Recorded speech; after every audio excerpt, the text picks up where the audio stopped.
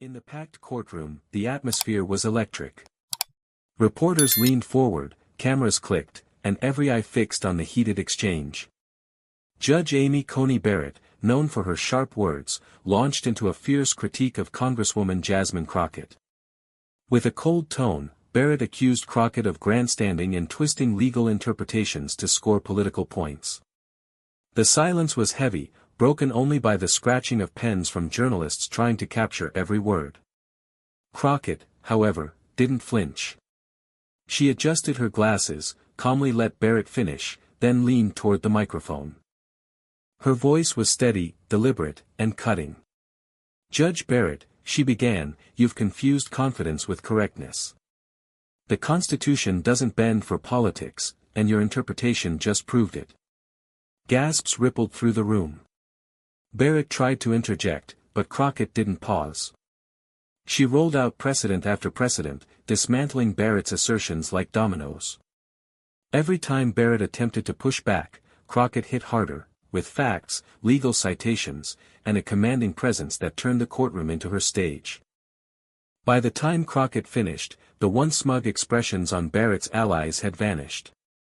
Even neutral observers were stunned by how quickly the momentum had shifted. Reporters whispered that Barrett had walked in with the power of the bench but walked out looking rattled, her authority cracked. The clip of Crockett's fiery rebuttal spread like wildfire online. Headlines blared, "Barrett attacks, Crockett flips the trial." Social media erupted with millions sharing the exchange, praising Crockett's poise and precision. What began as Barrett's attempt to corner Crockett ended with Crockett seizing the spotlight and leaving Barrett with nothing but silence. Barrett's glare sharpened as the echo of Crockett's words hung in the air. The courtroom felt frozen, like everyone was waiting for the explosion. Adjusting her robe with slow precision, Barrett leaned forward and fired back with a tone that dripped with authority. "Congresswoman, your theatrics may impress a crowd, but this is a court of law, not a campaign stage," she said, her words crisp and cutting. The audience stirred, sensing the confrontation deepening.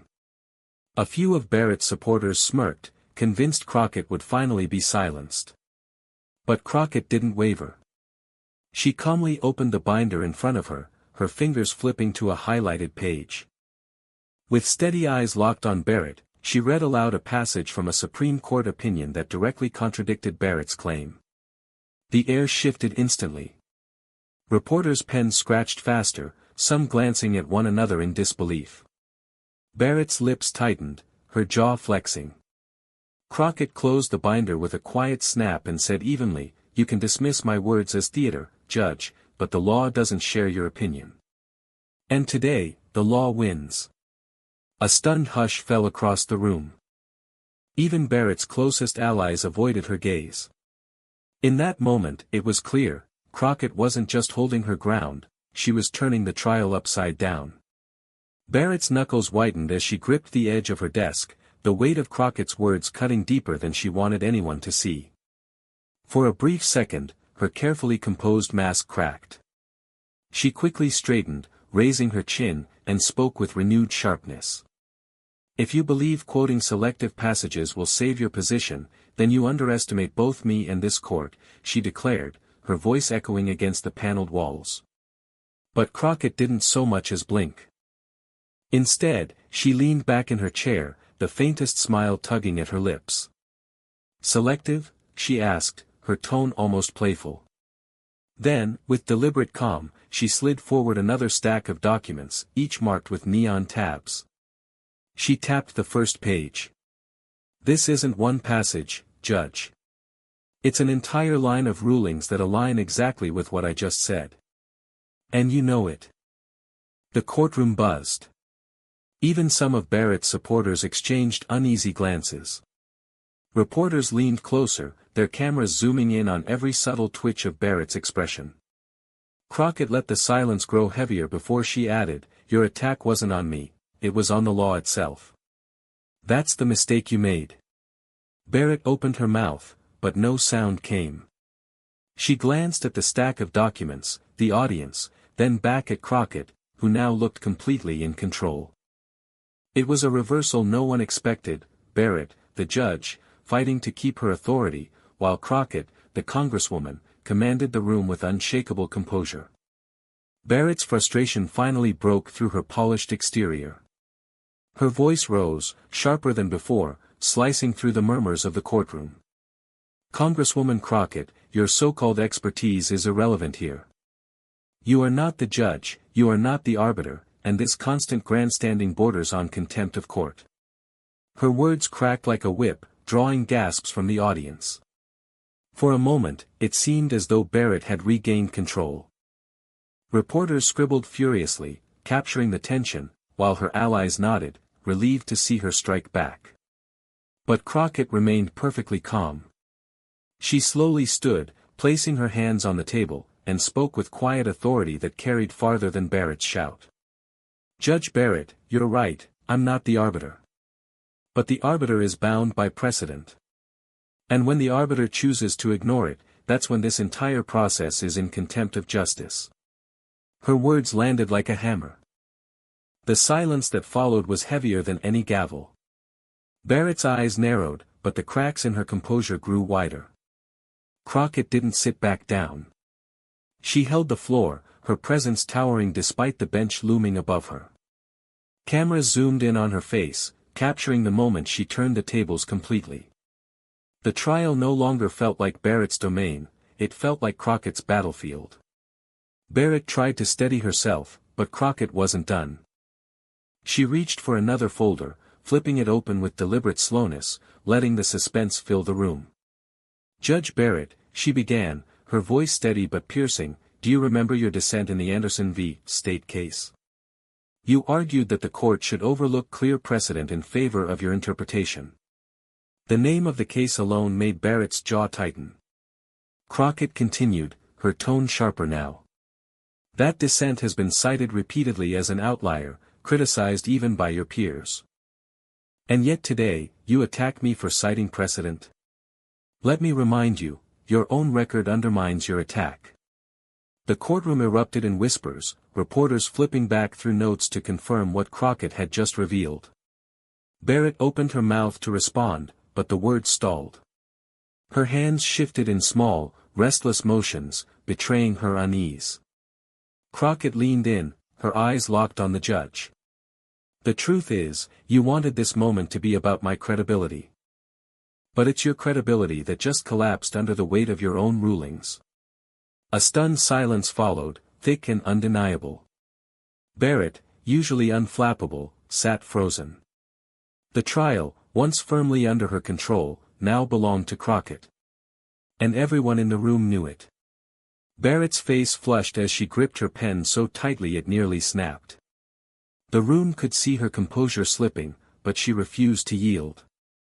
"Congresswoman Crockett," she snapped, her voice edged with steel, "you presume too much. A dissent is not a weakness, it is a demonstration of independent thought. Only those desperate to score points would twist it into an attack." Her words rang out, sharp and defiant, but there was a crack in them, an edge of desperation no one missed. Some of her supporters clapped softly, trying to salvage her authority, but the applause quickly fizzled when Crockett raised her hand calmly for silence. "Independent thought?" Crockett repeated, her tone almost amused. She walked a slow circle, every eye following her. "Judge Barrett, I admire independent thought. What I don't admire is selective thought. Dismissing precedent when it suits you, then condemning others for citing it when it doesn't, well, that's not independence. That's convenience." The line hit like thunder. Gasps filled the courtroom, and even reporters glanced at each other in disbelief. Barrett tried to speak again, but Crockett pressed forward, her voice growing stronger, louder, undeniable. "You accused me of grandstanding, Judge. But I'm not here for theater, I'm here for truth. And the truth is simple, you cannot lecture me about integrity while your own record contradicts you." Barrett's rebuttal died in her throat. For the first time, she looked cornered. And the audience felt it, the shift, the unraveling, the moment where Crockett seized full control. Outside the courthouse, the media frenzy had already begun. Headlines blared across phones and tablets, Crockett turns Barrett's attack into her own defeat, and trial erupts as Barrett struggles against Crockett's precision. Crowds gathered on the courthouse steps, chanting Crockett's name, while pundits on live broadcasts replayed the clash over and over. But inside, the battle wasn't finished. Barrett straightened in her chair, determined not to let the moment define her. She slammed her gavel harder than necessary, the sharp crack silencing the room. "This trial will not descend into a circus," she declared, her voice straining to reclaim authority. For a fleeting second, the courtroom quieted. But Crockett didn't back down. She rose once more, her presence commanding, her tone calm but razor-sharp. "With respect, Judge, order in this room doesn't come from volume. It comes from consistency. And the only circus here is the one created when the law is bent for convenience." The words landed like a dagger. Gasps echoed again, and even Barrett's allies shifted uneasily in their seats. Cameras zoomed in on Barrett's face, capturing the tremor of frustration she couldn't hide. Crockett stood tall, her voice cutting through the tension. "You wanted to put me on trial in this room. But the truth is, the trial turned on you the moment you chose to ignore your own record." The audience erupted in murmurs, half disbelief, half awe. It was no longer just a courtroom exchange. It was history unfolding live. Barrett's eyes flickered with resolve. She refused to be remembered as the judge who lost control in her own courtroom. Leaning forward, she adjusted her glasses and spoke with cold precision. "Congresswoman Crockett, since you claim to value precedent so dearly, perhaps you can explain why your own filings overlooked Section 302, a procedural requirement you conveniently ignored. Surely, an expert like yourself wouldn't have missed such a technicality." Gasps spread through the room. Barrett had sprung a trap. If Crockett stumbled here, even slightly, Barrett could reclaim the ground she'd lost. The judge's supporters sat up straighter, hopeful at last. But Crockett didn't falter. Instead, she calmly picked up the very binder Barrett referenced. She flipped directly to a marked tab, as though she had anticipated this moment all along. "With pleasure, Judge," she said smoothly. She read aloud, Section 302 exemptions apply when filings involve constitutional review under direct congressional authority. Crockett paused, eyes locked on Barrett. "Which is exactly what this case falls under." The courtroom exploded in whispers. Barrett's expression tightened, her trap had been disarmed before it even snapped shut. Crockett closed the binder with a crisp thud. "So no, Judge Barrett, I didn't overlook anything. I simply knew the law better than you expected." The silence that followed was crushing, for Barrett. Even her staunchest allies sat motionless, realizing she had handed Crockett the perfect setup for yet another devastating reversal. Crockett let the silence stretch, the weight of it pressing down on the room until every camera, every pen, every set of eyes was fixed solely on her. She stepped forward, her voice rising, not in anger, but in clarity, sharp and unwavering. "You see, Judge Barrett, this is why your attacks fall flat. The law isn't a weapon to be wielded against those who understand it, it's a shield meant to protect justice. And every time you try to twist it for convenience, you don't expose me, you expose yourself." Her words rolled through the courtroom like thunder. People in the gallery leaned forward, jaws slack, while reporters scribbled furiously, knowing they were witnessing history in real time. Crockett raised her hand, pointing directly to the rows of law students seated behind the press. "These students came here today to learn what justice looks like in action. Let this moment be their lesson. Power on the bench means nothing without integrity behind it. The law does not bend to arrogance, it bends to truth." The audience erupted, murmurs turning into open applause before the bailiffs tried to quiet them. Barrett slammed her gavel, but the sound was drowned out by the momentum Crockett had created. Barrett's face burned crimson. For the first time, she looked less like the judge presiding over a trial and more like the defendant in one. And Crockett stood tall, every word cementing her dominance in a battle that was no longer just legal, it was moral. Barrett's patience snapped. She slammed the gavel so hard it echoed like a gunshot. "Enough," she barked, her voice shaking with fury. "This is my courtroom. My authority is absolute, and I will not allow you to turn these proceedings into a spectacle." Her words reverberated through the chamber, a desperate attempt to seize back control. For a heartbeat, the room froze. Even Crockett's supporters held their breath, wondering if Barrett's raw power might finally silence her. But Crockett didn't flinch. She took one slow step forward, her gaze locked on Barrett, her tone low but resonant enough to cut through the tension like a blade. "Judge Barrett," she said evenly, "authority doesn't make you right.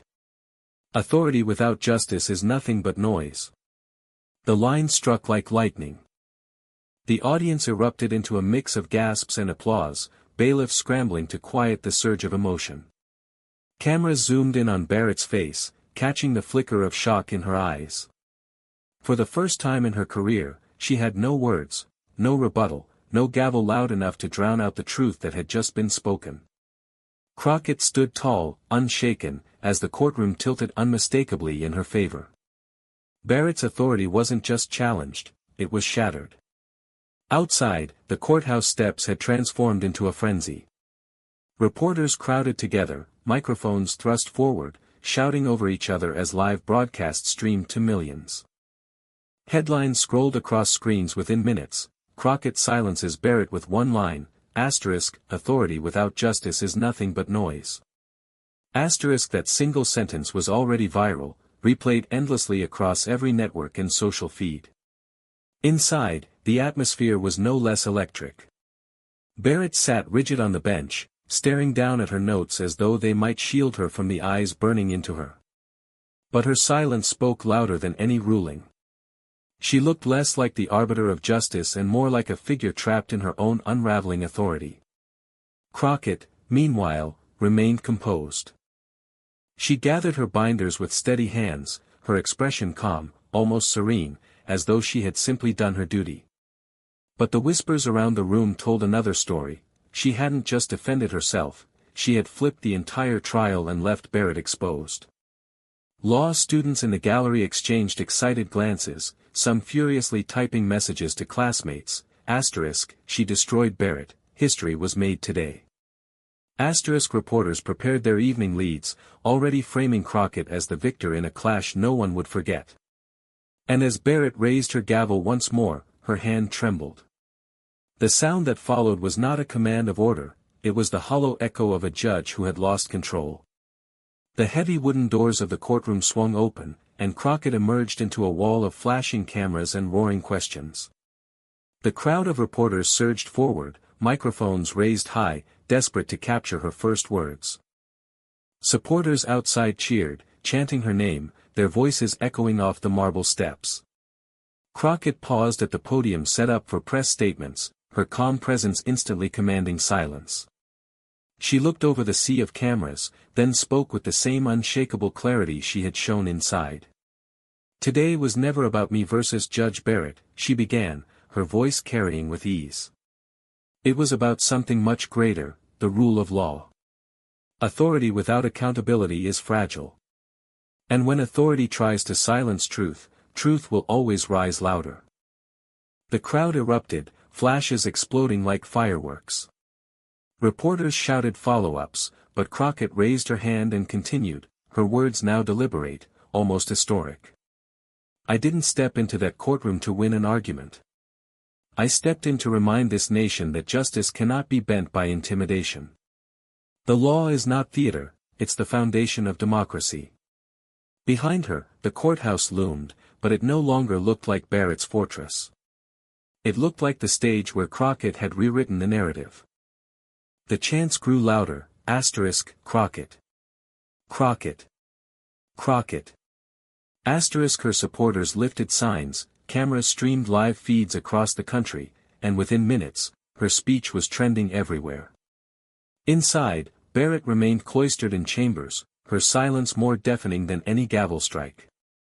Outside, Crockett stood tall, not just as a congresswoman, but as the face of victory. Behind the closed doors of her chambers, Barrett's composure finally cracked. She slammed her gavel onto the desk, the sharp sound bouncing off the wood-paneled walls. Unbelievable, she muttered, pacing the room with quick, uneven steps. Her aides lingered nervously near the door, exchanging uncertain glances, unsure whether to speak or remain silent. One finally broke the tension. "Judge, the press is running with Crockett's line. It's everywhere. They're calling it the moment that flipped the trial." Barrett spun around, her eyes blazing. "Do you think I don't know that?" she snapped. She grabbed a stack of papers from her desk and hurled them down, pages scattering across the carpet.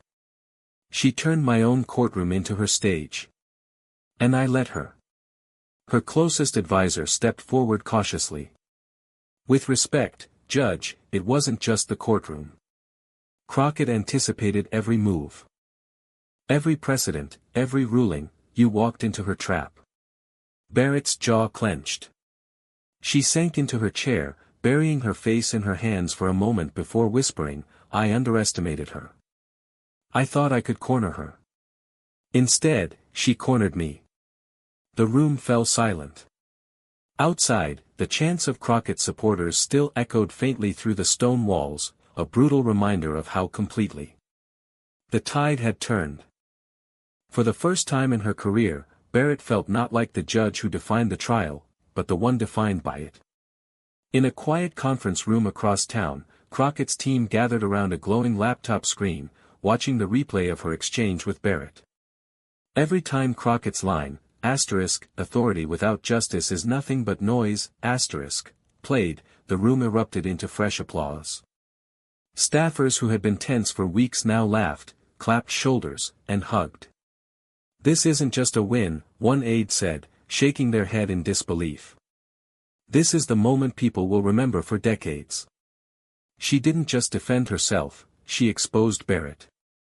Crockett, however, sat calmly at the head of the table, sipping water, her eyes thoughtful. "We celebrate tonight," she said, her tone steady but resolute.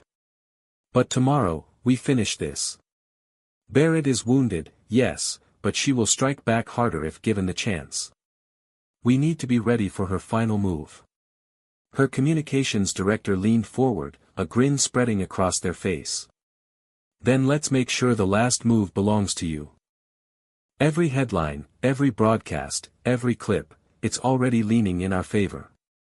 One more decisive moment, and it won't just be a courtroom victory. It'll be history." Crockett nodded slowly, the fire in her eyes returning. "Then tomorrow, we don't just win the argument. We close the book." The team erupted in cheers once more, their energy buzzing through the room. Outside the windows, the city skyline glittered, unaware that behind those walls, strategy was being written to end Barrett's fight once and for all. The next morning, the courtroom was packed to the brim, standing room only. The press buzzed with anticipation, their cameras fixed on the bench where Barrett sat, her expression carved from stone. She was determined to reclaim her authority, to prove she hadn't been undone. When the session began, Barrett leaned forward, her voice sharp, controlled, almost cold. "Congresswoman Crockett, before we proceed, I will remind this court, and you, that authority rests here. With me. Not with politicians who come to posture." The room stiffened. It was her final attempt to frame the battlefield, to drag Crockett back under the weight of her gavel. But Crockett rose slowly, her binder in hand, and faced Barrett with calm precision. "Judge Barrett, I don't challenge your authority," she said, her voice carrying to every corner of the chamber. "I challenge how you've used it. Authority should uphold justice, not shield pride. And yesterday, this court saw what happens when authority forgets its duty." The words cut through the air like a blade. Barrett's jaw tightened, but she didn't respond. She couldn't, not without confirming every point Crockett had made. Crockett closed her binder with a definitive snap. "This isn't about me. It isn't even about you. It's about the people watching, inside this courtroom and across the nation, who need to know that the law serves them, not egos, not theatrics, not fear." Applause erupted despite the bailiff's warnings. Cameras flashed like lightning, capturing Barrett sitting frozen while Crockett stood tall, unshaken, triumphant. In that moment it was clear, Barrett hadn't just lost control of the courtroom, she had lost the trial. And Crockett hadn't just defended herself, she had reshaped the narrative, turning an attack into the kind of victory that echoes for generations. Outside, the headlines exploded, asterisk, Crockett ends Barrett's challenge with one defining moment. Asterisk. Inside, silence lingered, the kind that comes not from order, but from the undeniable truth that the balance of power had shifted forever.